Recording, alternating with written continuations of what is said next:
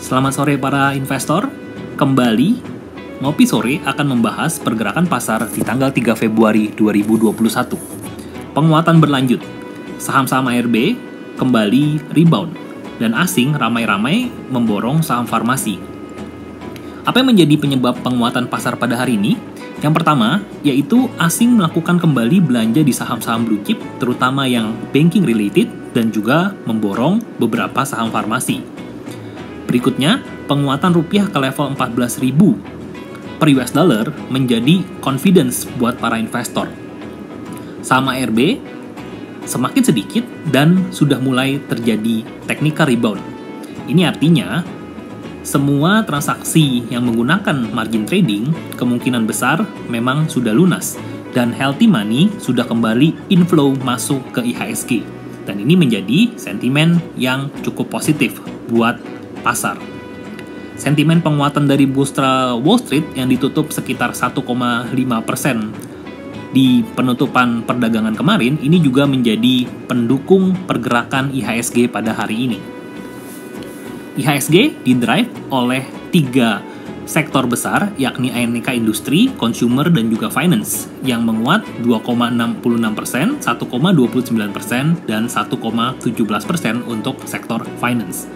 IHSG sempat menyentuh level tertinggi di 6137, namun di akhir sesi hanya berhasil membukukan penguatan sebesar 0,56%. Yang menjadi sentimen di bursa Wall Street kemarin dikarenakan company besar seperti Amazon dan Google membukukan kinerja yang sangat baik dan earnings yang mereka laporkan itu jauh lebih tinggi ketimbang estimasi atau konsensus pasar, sehingga investor kembali berbondong-bondong memborong saham-saham teknologi karena membukukan earnings yang sangat baik. Investor perlu memperhatikan bahwa di lelang tanggal 2 Februari 2021 kemarin, likuiditas memang sangat amat melimpah. Pemerintah menerima penawaran masuk untuk lelang obligasi sebesar 83,7 triliun. Saat ini yang menjadi seri benchmark untuk obligasi yaitu FR86, FR87, 88, 83, dan 89. Seri benchmark artinya seri yang aktif di lelang saat ini.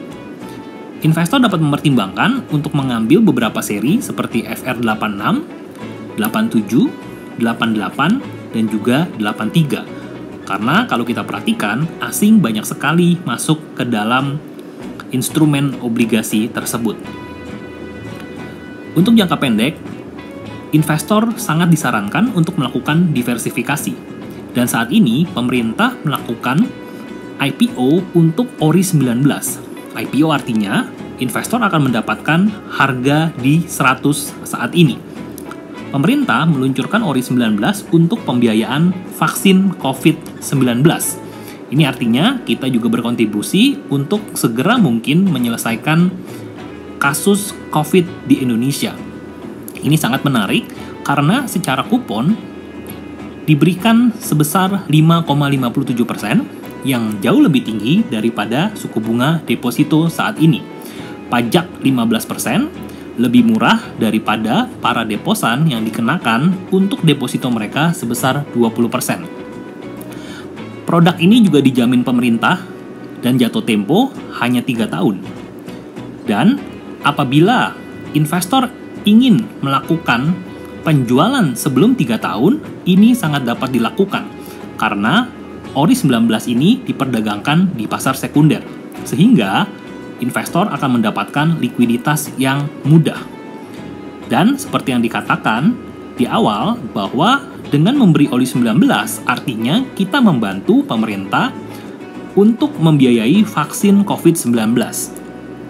Produk ini juga dapat dibeli mulai dari Rp1 juta dan pembeliannya dapat dilakukan secara online. Investor sangat disarankan untuk melakukan diversifikasi ke dalam ORI 19. Demikian ulasan Ngopi Sore hari ini.